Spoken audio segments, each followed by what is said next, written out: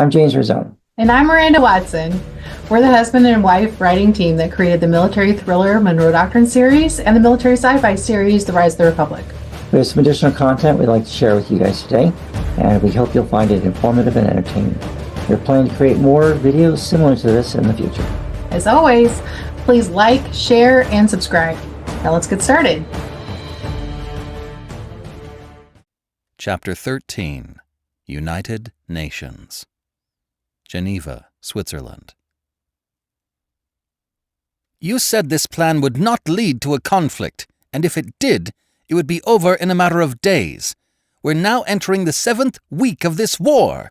Do you know what this has done to my country? Shouted Prime Minister Martin of Canada through the video teleconference. The man was irate. His country was in the process of being systematically destroyed by the fighting raging across its borders. Several others in the meeting all nodded their heads in agreement. Johann could feel their glares, wrought with misgivings. They had blindly followed him down this path, and now it appeared like everything was in the process of falling apart. If the Chinese had held up their end of the bargain, we wouldn't be in this predicament, chided the French foreign minister. China has invaded the southern American border. Foreign Minister Jiang shot back angrily. I might also add that it was China who neutralized the American Navy in the Pacific, and China who has suffered the wrath of American nuclear weapons, not France. Your military was supposed to invade America in coordination with our northern force, countered the Frenchman in his usual condescending manner. Had you done that, the Americans would have crumbled under our combined weight. As it is, our northern force has been nearly defeated. Slapping the table hard, the Russian foreign minister shouted, This war was supposed to stay conventional, not go nuclear. He pointed his finger angrily at the Chinese delegation. You were supposed to have attacked when our forces invaded. Our combined invasion should have toppled the government and destroyed their military. Instead, you got cold feet and waited a month. Then you thought you could get away with nuking Guam, Arizona, Oklahoma, and one of their carrier battle groups on top of using an EMP over Southern California, Hawaii, and Australia. At the start of the war, we had the American public divided and moving in our direction. China has somehow succeeded in uniting the vast majority of their country together. Now, not only are they fiercely fighting our forces in the north, but they are demanding vengeance on every nation involved in this war. China has lost this war for us all. Foreign Minister Jiang Yi glared at the Russian and the other members of the UN peacekeeping force, as they all nodded in agreement at what he'd just said. I will remind you, China has suffered more than 60 million civilian and military casualties since the start of this war. None of your nations have suffered loss like ours. Jiang paused for a second before chiding them further. You Europeans and Russians are pathetic.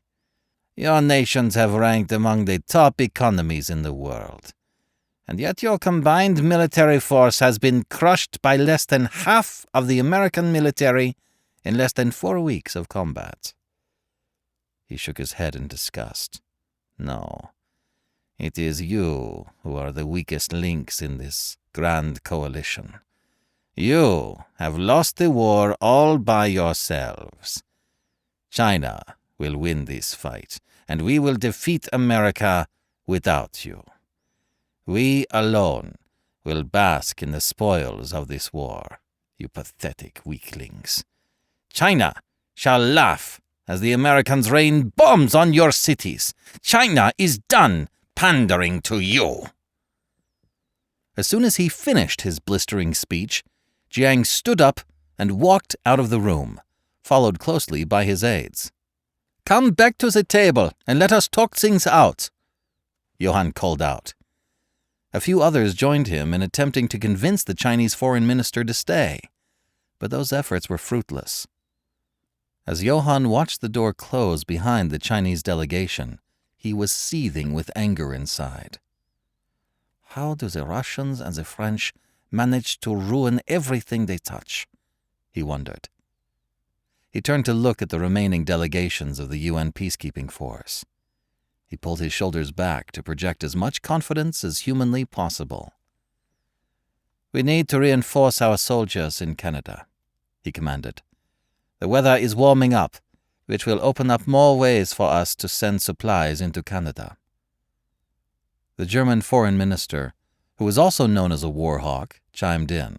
"While I think it is foolish for the Chinese to use EMPs and nuclear weapons against the Americans, the one advantage they gave us is stealth.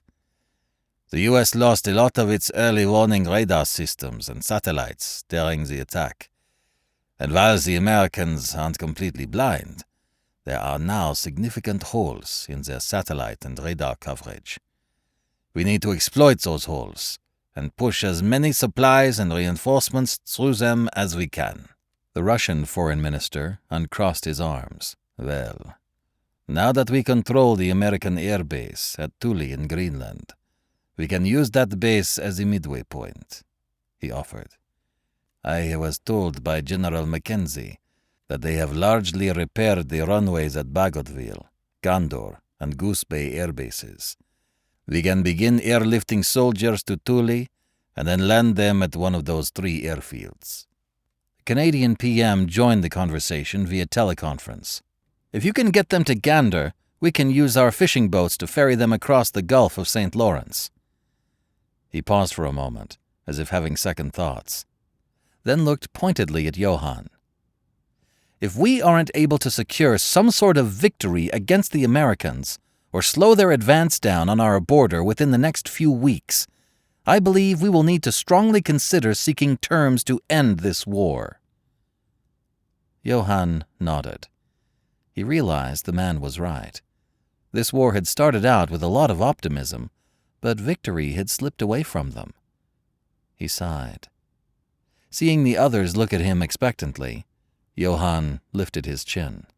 "Then let's work to slow the American advance and get our boys the reinforcements and supplies they need," he announced.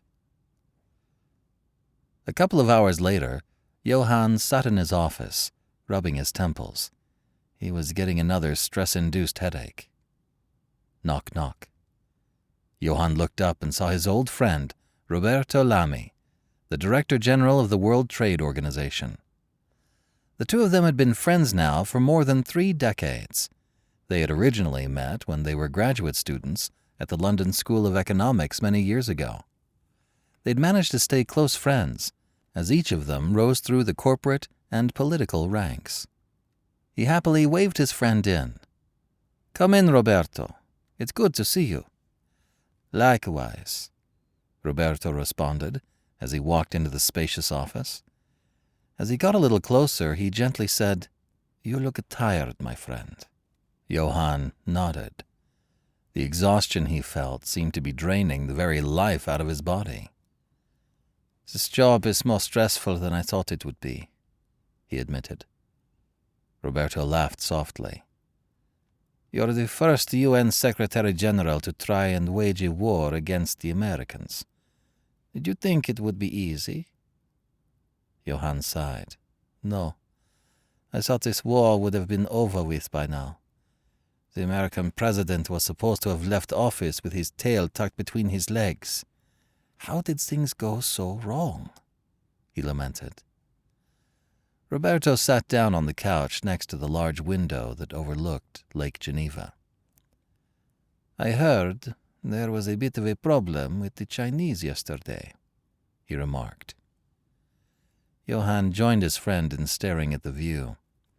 He was still trying to figure out if Jiang was serious about the Chinese no longer going to be a part of the UN peacekeeping force.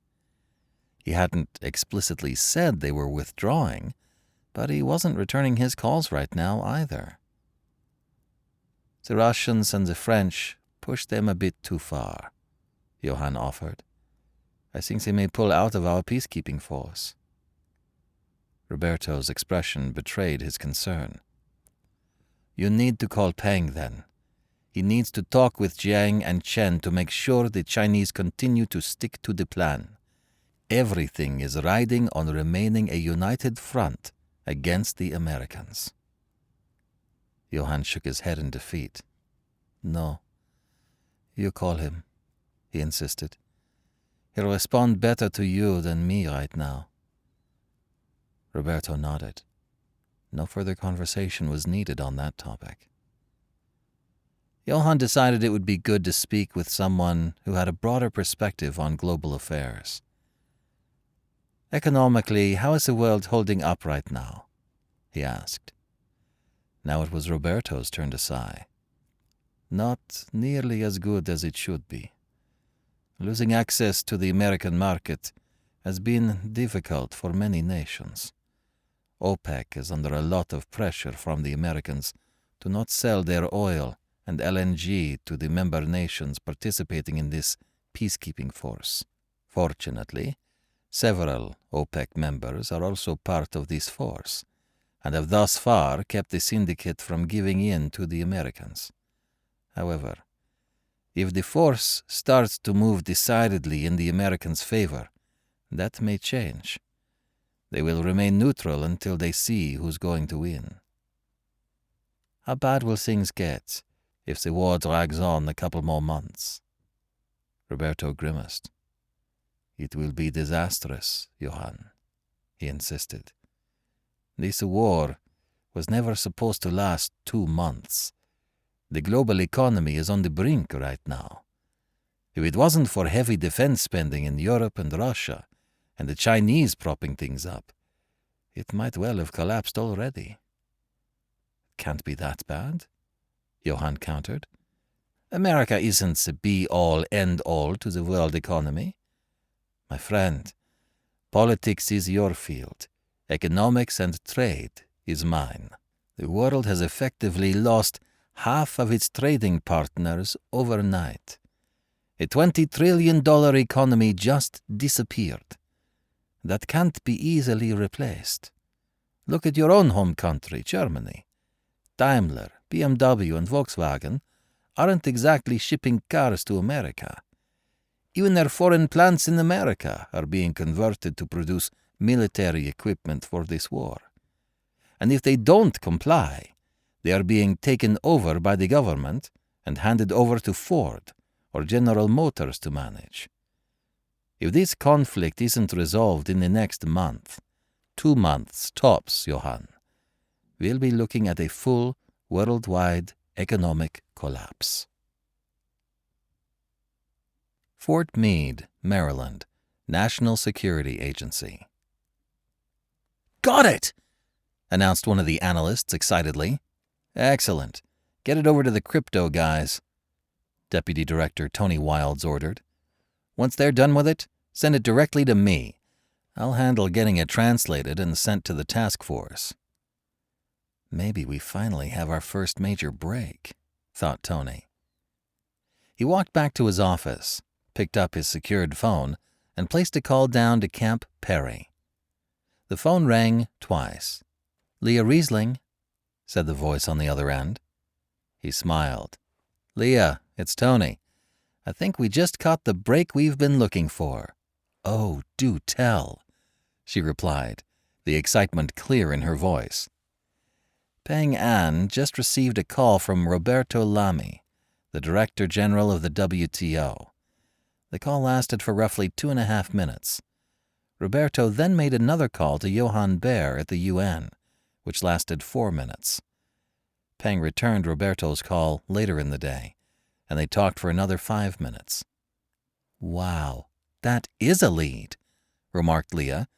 Tell me we're able to decrypt their conversations. It's with the crypto guys right now. Should have it decoded shortly. I wanted to give you a heads up on what's coming your way. The two talked for a few more minutes before they ended the call. An hour later, Tony got the decrypted call and couldn't believe what he read. They had their link. Now they needed to figure out how to question one of them and find out who else was involved. Camp Perry. General Lancaster looked at the decoded transcript of the messages between the director of the WTO, the head of the Chinese Investment Bank, and the leader of the UN. He shook his head, unable to believe what he was reading. At least things were starting to make sense. Lancaster turned to the senior NSA, CIA, and FBI liaison reps for Task Force Avenger, hands on his hips. "So, who do we snatch to question further, and how do we go about doing it?" he asked. The CIA L&O leaned forward. "Well, I'd say we nab Pang.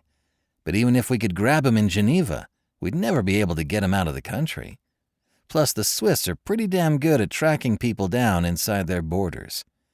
I hate to say it, but if we want to grab him, we have to get him outside of Europe and China." The group talked over some of the options of carrying out a snatch-and-grab operation in Geneva.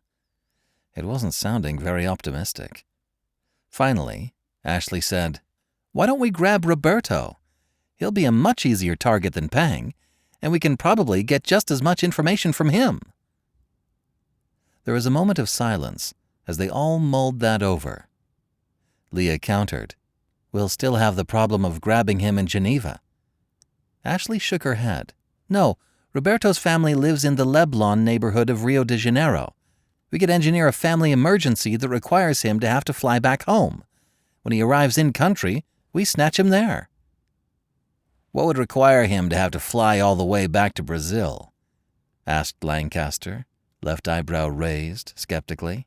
"Let me have until dinner to come up with something. I know the legal attaché in Brasilia. Let me place a call down to him and get some ideas." The group agreed to meet later just before dinner. They'd formulate their plan then and start moving people to get in place. Chapter 14. Battle of Chicago. March 5th, 2021. Calumet City, Illinois. River Oaks Center. Lieutenant General Hugh Ridgway stood next to the JLTV and waited for the action to start. He watched the sunrise. At least the view was beautiful. Plus a warm front was moving through the area. The temperatures were moving from the 50s to the low 60s. "Here they come," announced a soldier who'd been sitting up in the turret of the JLTV, looking through a pair of field glasses. General Ridgway looked at his watch. They were a few minutes late. Two Dutch Fennecs stopped roughly 20 meters in front of them, a white flag affixed to each of their antennas. A second after the vehicles stopped, a German general walked toward them, accompanied by a Dutch colonel. Behind them were two men wearing American military uniforms, modified by CDF name tapes and a UN patch on their shoulders. Ridgway held up his hand, letting the men know they had come close enough. He didn't fully trust them. "Thank you for agreeing to speak with me under a flag of truce. I'm Lieutenant General Ridgway, commander of the 18th Airborne Corps," he announced.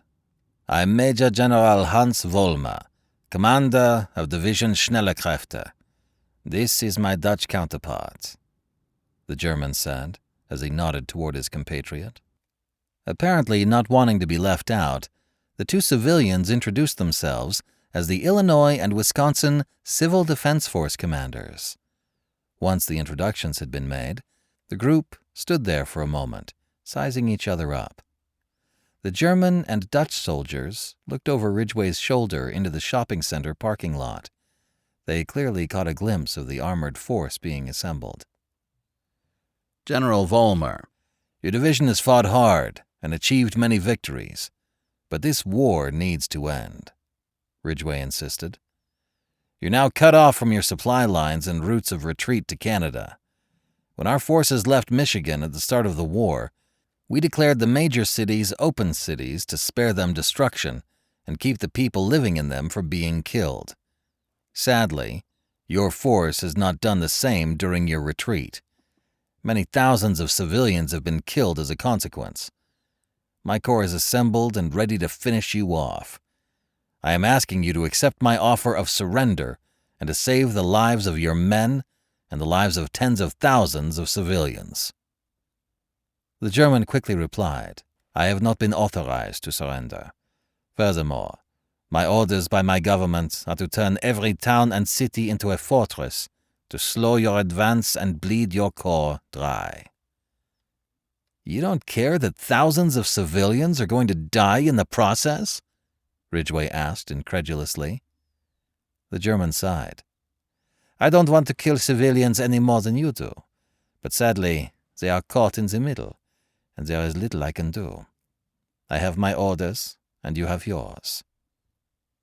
General Ridgway was growing angry at the callousness this foreign invader was showing towards his fellow Americans. General, if your division surrenders now, they will be treated in accordance with the Geneva Convention. However, if you choose to turn these cities into meat grinders and intentionally place civilians in harm's way, I will instruct my men that any German or Dutch soldier that is captured is to be executed. We won't take any prisoners. There won't be a single person left alive from your division when this war is over. Surely you can see you are losing this war. At this point, you should be trying to figure out how you can keep as many of your soldiers alive so they can return home to their families. You would execute prisoners? The German exclaimed, aghast at the very thought. I'd kill them myself if you intend on making my soldiers fight you in the city of Chicago. You're placing the lives of civilians in harm's way for no reason. You think I won't have your soldiers executed for that? This is your last chance to surrender, General. If you want to take a few hours to consult with your commanders and think about it, you may. But at 1800 hours tonight, I start my offensive. I'll be issuing orders for all German and Dutch soldiers to be executed if they are captured. With nothing further to discuss, the Americans got back in their vehicle and left. They'd give the Germans a bit of time to stew on what he had said, and hope they'd come to their senses. General Tibbets, I made the offer to the German commander, Ridgway explained. He seems intent on having his remaining force fight it out in the city of Chicago. Sir, if he does that, it's going to result in thousands of civilians getting killed, not to mention the destruction of huge swaths of the city. How do you want me to proceed? I see, General, said Tibbets. For the time being, I want you to hold in place. Don't launch your attack tonight. I'm going to talk to the President and propose something. Tibbets paused before confirming. You said his government had ordered him to turn the cities into fortresses? General Ridgway depressed the talk button on the radio. Yes, sir. That's what he said. If you ask me, he didn't seem pleased with it, but he's a soldier, and my impression is he'll do as he's told. So if we can convince his government to order him to surrender, he'll surrender. Is that what you're saying? I believe so. Okay. I think I have an idea then. I'm pretty sure I know how to bring an end to this conflict a lot sooner than I had first thought. Continue to stand by, General. With that, the conversation was ended, leaving Ridgway wondering what Tibbets meant. Cheyenne Mountain, NORAD. General Tibbets took a seat at his desk and turned on his secret Tannberg. He dialed General Marcus's line, hoping he'd be at his desk. A second later, the chairman of the Joint Chiefs' image appeared on the screen, looking tired and haggard from the pressures of his job. Adrian, it's Joe. We need to talk, said Tibbets. General Marcus seemed somewhat deflated, as if he couldn't handle the thought of one more problem. What's going on, Joe? He asked tepidly. It's Chicago. General Ridgway made contact with the German division commander in the city. The Kraut told him he was under orders from his government not to surrender. He also said they've been under orders to turn every city and suburb into a meat grinder. When our forces had to withdraw, we made it a point to declare the cities open to spare the population from being caught in the crossfire. This division, however, has the opposite approach. General Marcus shook his head in anger and frustration. "What are your suggestions, Joe? I mean, I can see about sending more infantry to your position, but we're being pressed hard in the southwest right now. We need to change the minds of the German High Command and their Chancellor. They need to order him to surrender," insisted General Tibbets. "And how do you propose we do that?" asked General Marcus skeptically. "We don't exactly have a lot of resources in the European theater we can use." "See if the President can get them to order their surrender. If they don't, then bomb one of their cities. If they are going to turn Chicago into rubble, then let's make sure they know we can turn one of their cities into rubble in exchange." General Marcus coughed. The idea was hard to stomach. "Our goal here is to save the lives of civilians and both our forces," Tibbets insisted. "There is no reason why the German division shouldn't surrender. They're cut off, surrounded, and their back is against Lake Michigan. There is no hope of them breaking out. I don't want to have to kill everyone in that division, but we aren't being left with a lot of options here." General Marcus sighed and made a sour face. "I'll talk to the President about it. I'm not comfortable with this option, but I agree with you. We have tens of thousands of civilians at risk right now, and I'm not wanting to sacrifice them when there is an alternative that can save them." The call ended. General Tibbets hoped the Germans would see reason and not force the Americans to do something more drastic. Dyess Air Force Base.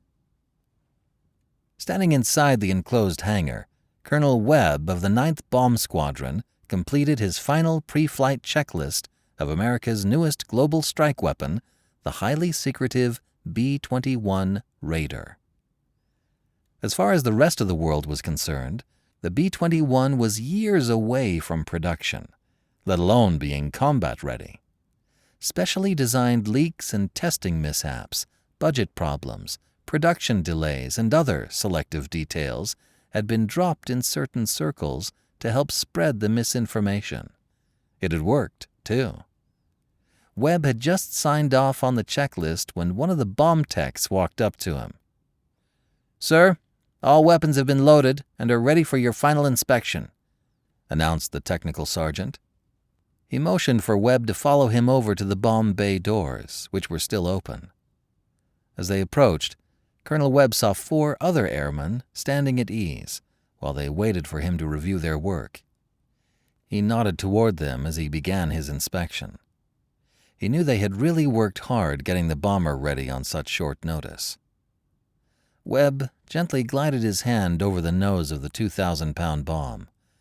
He used a small light to check a few things inside the cavernous space that made up the bomb bay. The weapons had been loaded into specifically designed racks to allow the internal bay to hold as many of them as possible. When it came time to release them, they'd fall systematically, ensuring a clean release. He'd then turn his bomber around and head home. Turning to look at the technical sergeant and his crew, Webb said, "Thank you, Airman, for your hard work. I'm impressed you got this bird ready on such short notice. I know you don't know where I'm headed, and it's probably best you don't. This mission I'm about to embark upon will save the lives of thousands, maybe even tens of thousands of Americans. Your country owes you a debt of gratitude. When I return, the beers at the Dyess Club are on me." When he finished his little speech, he reached into his pocket and pulled out a B-21 Raider challenge coin. It had an image of the bomber on one side and his colonel's eagle as the commander on the other. The command had just gotten them last week, and this was the first time he'd ever given them out. He made sure each of them got one, then made sure they understood the importance of not talking about this mission or their aircraft. "Colonel, sir, we're ready," announced his co-pilot, who stuck his head out of the entrance to the bomber. Colonel Webb nodded, then climbed inside. He made his way over to the cockpit, sat down, and did his best to make his body comfortable for the long flight.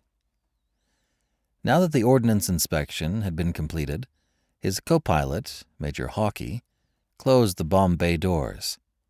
He went through his own checklist, making sure all systems were green before he turned to Webb and announced, "We're ready for engine start." Webb fastened his helmet in place, making sure it was hooked up to their communication system and internal life support equipment. Then he called the control tower, letting them know they were ready for engine ignition and requesting permission to start the aircraft and leave the hangar. Once permission was granted, the hangar doors were opened, revealing a pitch-black night sky. There was heavy cloud cover, which blotted out the moon and stars. Most of the base's lights near the parking ramp and the runway were also off, to help further hide the fact that they were gearing up to take flight. This was Colonel Webb's third combat mission of this war. His first mission had been against the Russian capital of Moscow, and his second mission had been to deliver America's nuclear response to China. Now they were being used to carry out a terror mission. He wasn't sure how he felt about it, but he knew the lives of a lot of civilians in Chicago depended on him succeeding. 5 minutes later, their plane, dubbed Black Death, was at the end of the runway, like a cocked pistol waiting to be fired. Having received their final authorization for takeoff, they powered up the engines and raced down the blackened runway. About 3/4 of the way down, Major Hawkey pulled back on the controls, and the Raider took to the skies. He turned the aircraft to head toward the Atlantic. They would top off their fuel tanks a few hundred miles off the east coast before they'd head toward their target. Once they delivered their message to Europe, they'd be met in the middle of the Atlantic by a second refueler to give them enough fuel to make it back to Dias.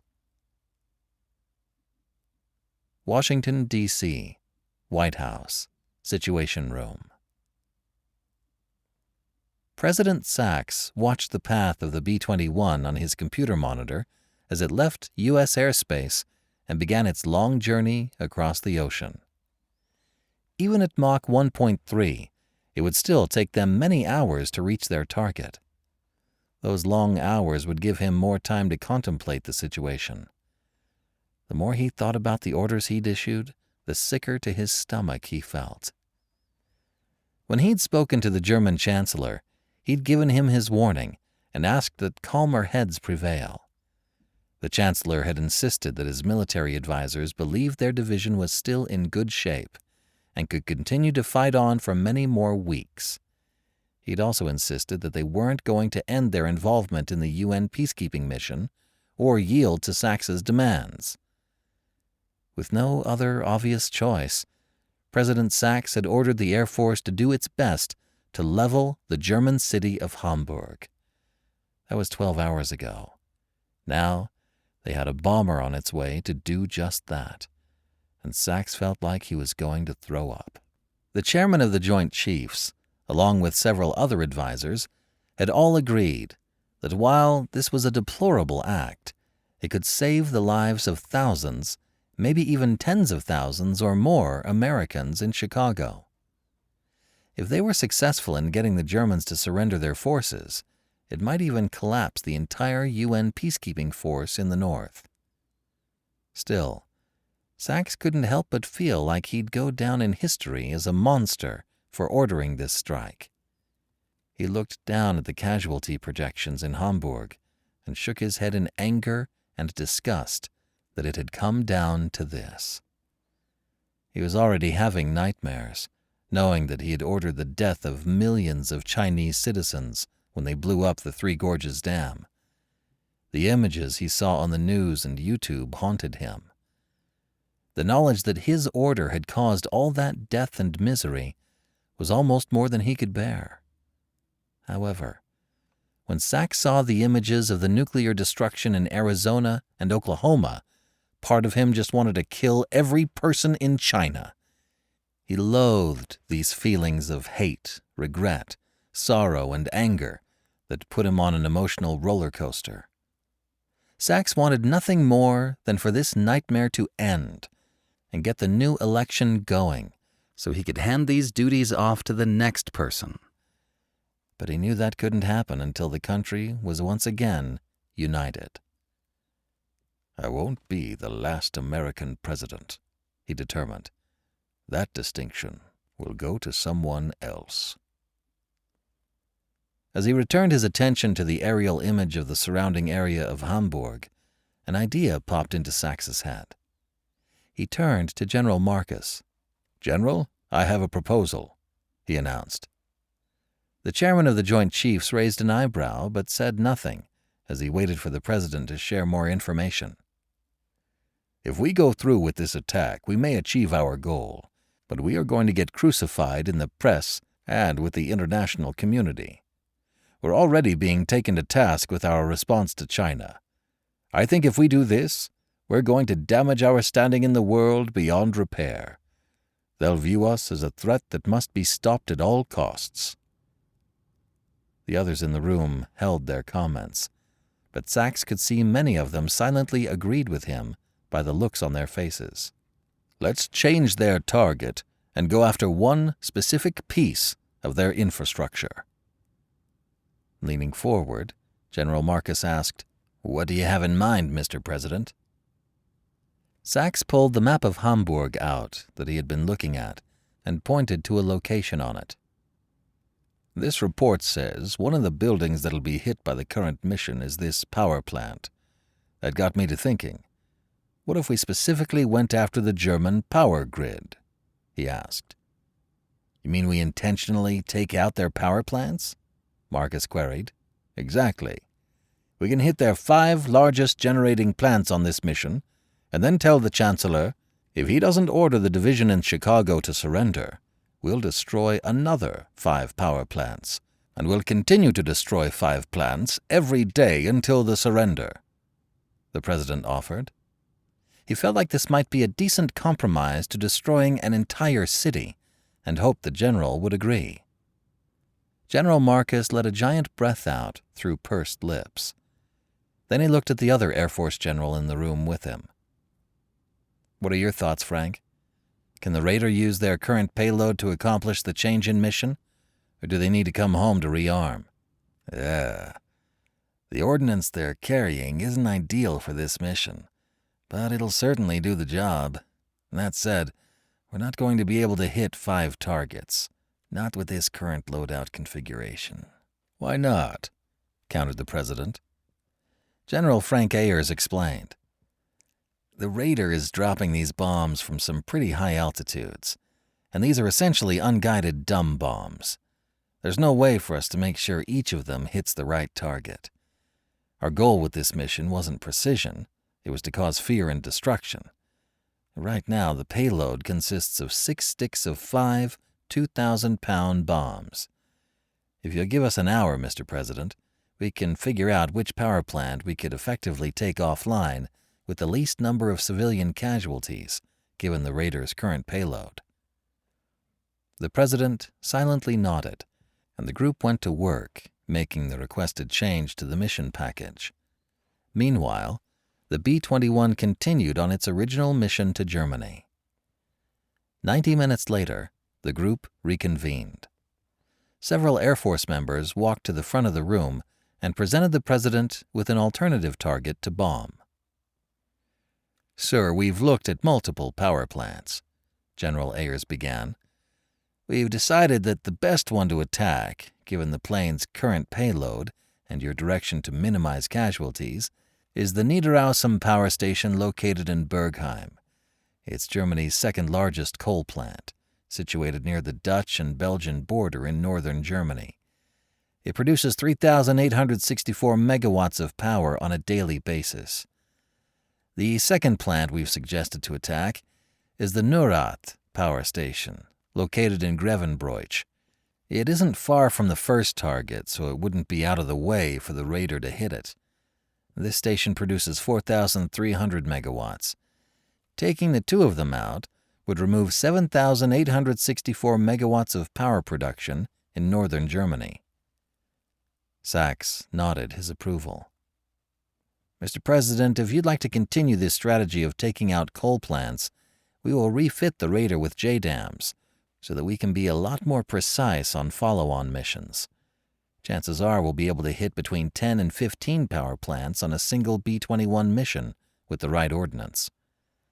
Hopefully the Germans will come to their senses and not make us have to carry out any more of these types of attacks, countered the president. Mid-Atlantic. Colonel Webb looked at the EAM message they'd just received from the National Military Command Center. He had Major Hawkey check twice to make sure it was legit. It was. To Webb's surprise and relief, their target had changed. Instead of attacking the city of Hamburg, a mission that he knew would have resulted in the death of hundreds and probably thousands of people, they'd now been given a new purpose. "I like this target a lot better than our original one," Hawkey stated bluntly after they'd sent their reply to the Pentagon to acknowledge the change. Colonel Webb turned to look at his partner. "I agree, but we would have carried out our original orders." He paused. "But yes, I think this is a better target, given our current payload." The two of them rode in silence for another 30 minutes. They had topped off their tanks when they received the mission change. They still had another 6 hours in the air. It was a long flight, even at the increased speed. Seeing they had some time, Webb finally told Hawkey, "I'm going to do my best to catch a catnap for a couple of hours." "All right. I guess it'll be my turn on the way home, eh?" joked Hawkey. The round trip on this mission was about 28 hours of continuous flight. They had to make sure they took some time to get a few hours of sleep if they wanted to stay sharp. Given the plane could mostly fly itself, but someone needed to stay awake in case something happened or they received another change in their orders. The hours dragged on as they got closer and closer to their first target. When they turned and flew over the North Sea, Major Hawkey woke Colonel Webb back up. "We've got a lot of enemy search radar activity," he alerted him. "I also see a handful of enemy aircraft on the radar scope, flying combat patrols along the coast." Colonel Webb tapped his chair. "Okay, Raider, we're trusting you to keep us hidden right now," he said encouragingly, as if speaking to a pet. When they neared the first target, they descended to a lower altitude, roughly 10,000 feet, and reduced their speed. This way their bombs would be held in a much tighter group to ensure the facility was destroyed. Had they been carrying JDAMs, they probably could have parked 1 or 2 bombs into a critical section of the plant and called it a day. A few minutes from weapons release, their threat board showed no apparent signs of danger in the immediate area. Colonel Webb went through the weapons release checklist, making sure they hadn't missed anything or skipped any steps. Less than 60 seconds from the target, he opened the bomb bay doors and made sure the bombs were ready for release.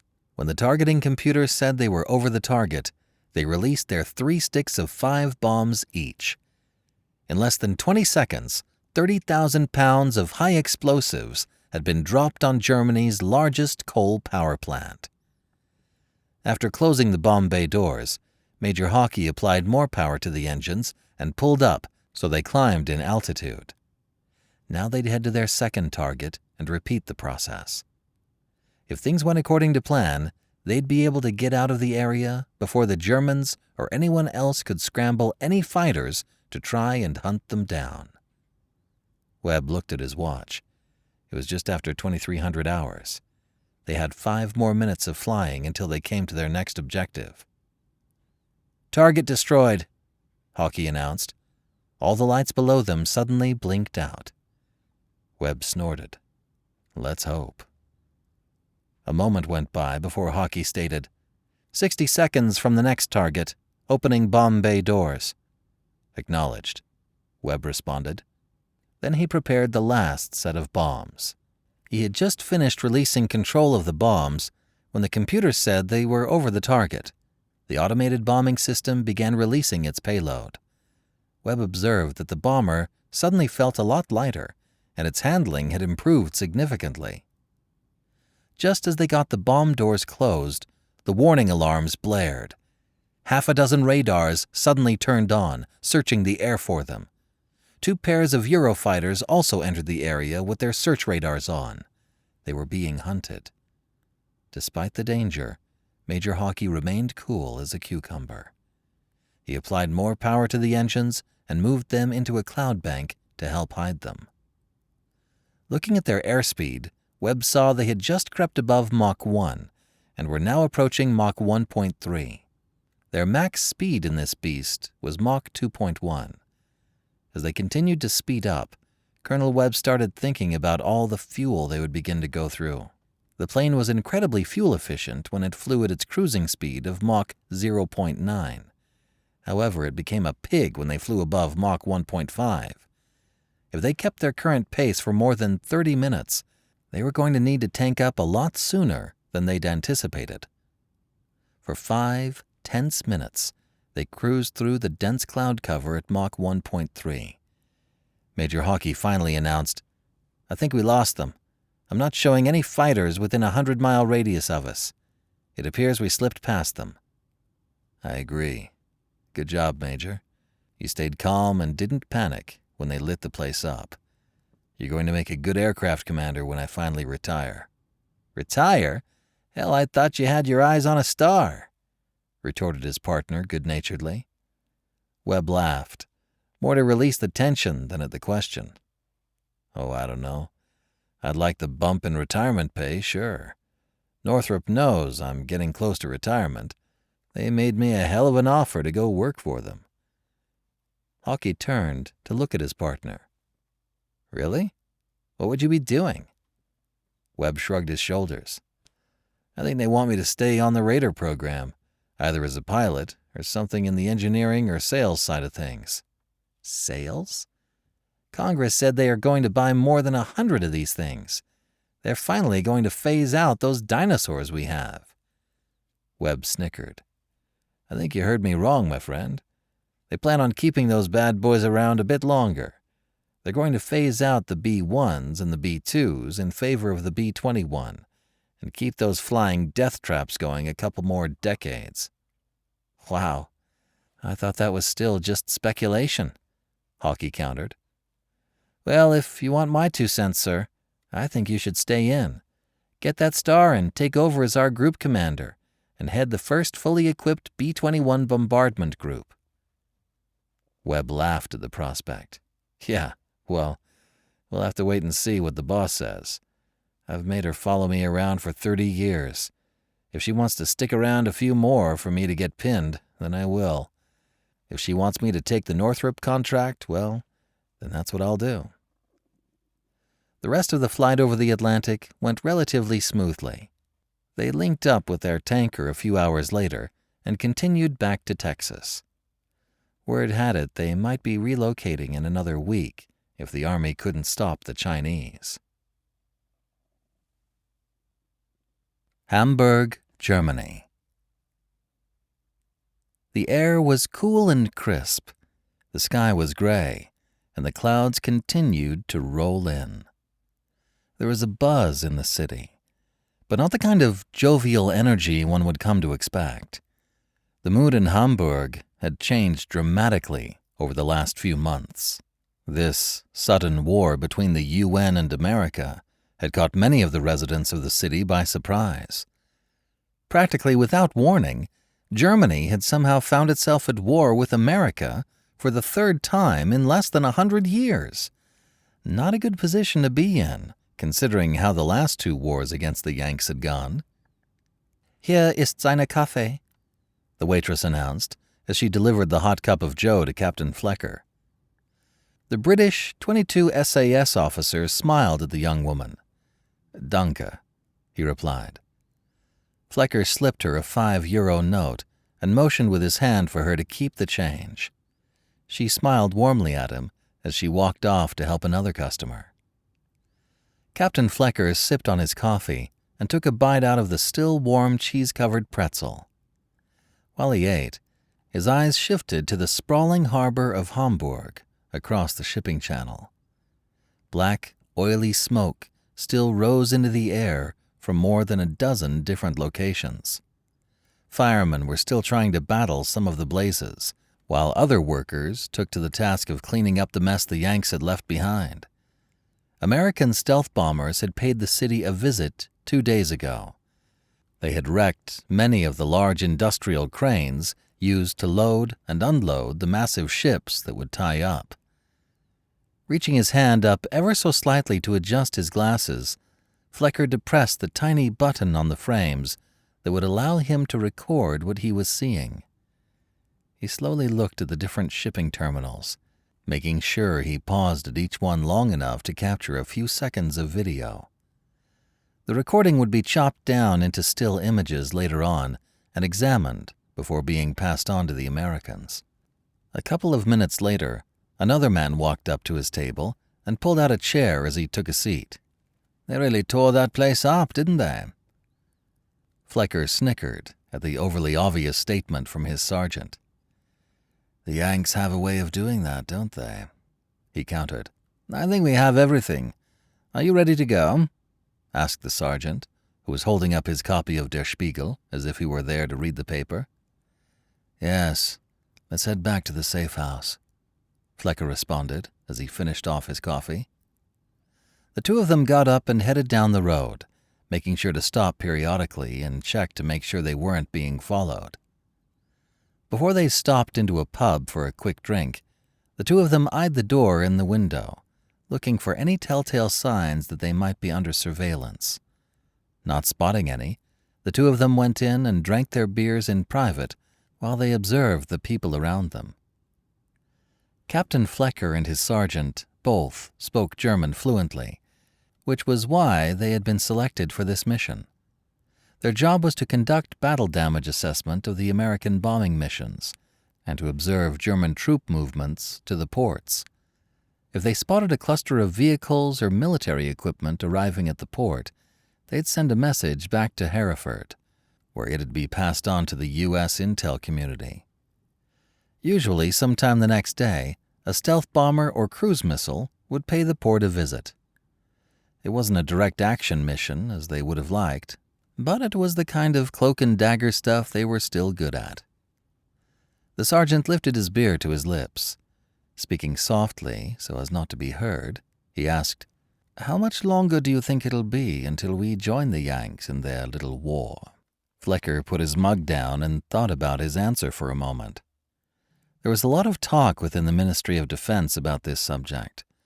The politicians, of course, wanted to keep Great Britain out of the conflict, but many others inside the MOD wanted to aid their American cousins. The two nations had maintained a special bond since the end of World War II. It was ironic that now it was America who was being invaded and attacked by Europe, instead of the other way around. Looking at his sergeant, Flecker whispered, "Soon, Sergeant, soon." March 10th, 2021. Calumet City, Illinois. River Oaks Center. Captain Regan sat on the top of the turret with Sergeant First Class Miller, eating their MREs while one of the POL guys refueled their tank. Now that they'd been stationary for more than a few days, the ammo and fuel train had finally caught up to them. As soon as they were fueled up, they'd drive out to the ammo section and replenish their stores. Once he finished his MRE, Miller stuffed his spork into the empty pouch and looked at Regan. "I suppose you want us to load up on extra heat and canister rounds for this next operation," he posited. Regan grabbed his canteen and took a couple of gulps to help wash down his lunch. "I think that'd be best. I heard from a guy in the 519th MI that the Chinese finally captured Fort Bliss," said Miller. "They pushed the first AD all the way back to Odessa." Regan nodded. They did. They also pushed the first cav back to Las Lunas, just south of Albuquerque. Holy crap, really? I have a sister that lives in Albuquerque. Do you think the Chinese are going to capture it? Regan shrugged. "I have no idea. I know parts of the 4th ID were moving down to help them when some of their units got jumped by the Colorado militia. I think most of the division has now moved into New Mexico and Arizona, but they lost some tanks in that ambush. What? How could the militia have taken out tanks? Miller asked, shaking his head in disbelief. They apparently emptied a fuel truck on an overpass as the battalion of tanks was passing underneath on the highway, Regan responded. They blew the truck up, which collapsed the bridge and downed a dozen or so tanks in flaming liquid. Someone in Ops was telling me about it this morning at the brief. Man, that is some crazy Mad Max stuff right there, Miller said, running his fingers through his hair. I don't know what the hell is happening to our country, sir. It's like a switch was turned on last September, and everyone and everything has just gone nuts. I mean, we used to be able to agree to disagree. Now people are shooting at each other and trying to form their own countries, or whatever it is these yahoos in Chicago are doing. Regan sighed. He tried to avoid politics. He hated how it turned people against each other. Realizing that Miller was watching him, waiting for him to say something, Regan just shrugged. I don't know, Miller. I'm just trying to do my best to stay alive and keep the rest of the guys in our unit from getting killed. I just want to get back home and do my regular job. Miller grunted.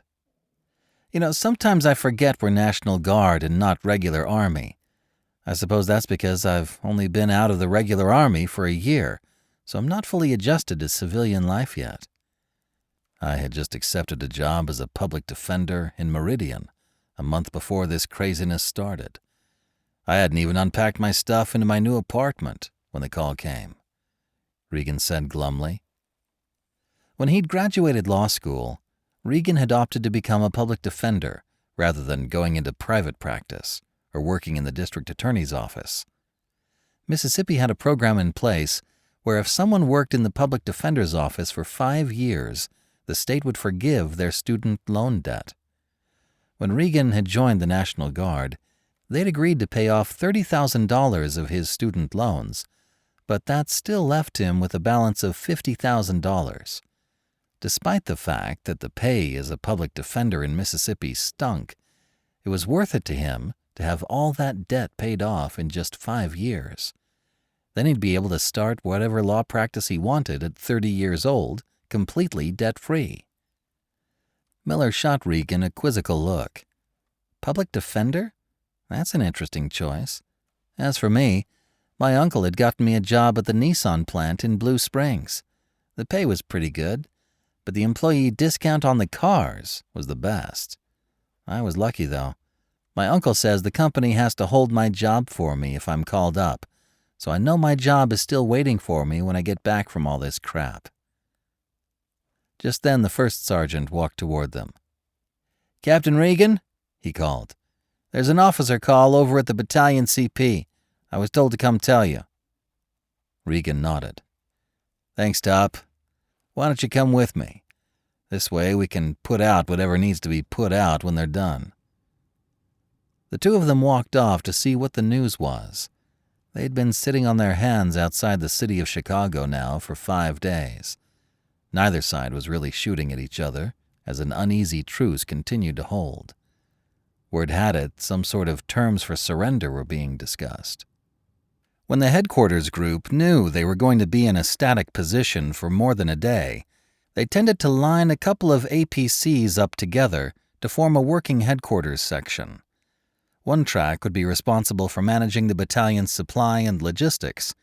Another would manage the ops and intel. As he approached the back of the M117 track, Regan saw several of the other company commanders standing around under the tent canopy. After a couple of minutes, the battalion commander cleared his throat to get everyone's attention. I know some rumors have been swirling around the camp. It's true. Surrender terms have been reached with the German-Dutch division we've been facing. However, the Illinois and Wisconsin Civil Defense Force units have vowed to continue the fight. Murmurs spread through the small crowd. Colonel Beasley, who had come over from Brigade HQ, held up a hand to get everyone to calm down and stop talking. In the next few hours, the German and Dutch soldiers will begin to form up into company-sized elements. They'll disarm themselves and then march toward our positions. When that happens, the MPs are going to search them one more time before they begin to process them as prisoners of war. They'll be moved further back behind our lines to whatever POW camps the MPs are setting up. The German commander said they are going to place most of their equipment in a couple of locations for us to collect. Some Special Forces units are over there right now, and we'll guard the equipment until we can move forward and secure it. We want to keep as much of their equipment out of the CDF's hands as possible. Chances are the CDF is going to capture a lot of small arms equipment and ammo, but we want to keep the armored vehicles and other systems out of their hands, if possible. He nodded to one of the lieutenants, who had been working as one of his aides. The man turned on one of the large computer monitors they had with them. It displayed a map of the greater Chicago area. "Our brigade is going to move forward into the city," Colonel Beasley continued. "Our first objective is to reach Grant Park. We'll set up our initial headquarters there while we wait for the 45th Infantry Brigade Combat Team to relieve us in 72 hours. Once they've relieved us, we'll head up to liberate the Army Reserve Base at Fort Sheridan and then Naval Base Great Lakes. We'll continue to move up the coast and into Wisconsin, with our end objective being Milwaukee and then Madison if we have to. Are there any questions?" Colonel Beasley looked around. One of the officers had raised his hand. "Sir, if we're moving up to Wisconsin, who's going to liberate Michigan and the rest of Indiana?" Beasley nodded. "That task is mostly being handed down to the 38th Infantry Division. The plan right now is for the 116th Infantry Brigade Combat Team to relieve us in Wisconsin in roughly 2 weeks. Once our brigade has been relieved of our primary combat duties in Wisconsin and Illinois, we'll rejoin the rest of our division down in Texas and face off against the Chinese. So let's continue to stay frosty, heads on a swivel, and get through these next couple of weeks. Things are either going to go easily for us now that the Germans are surrendering, or we're about to enter a whole new phase to this civil war." With the overall strategy having been dished out, the company commanders left the meeting, more informed than they'd been in the past several weeks of what their overall objectives were.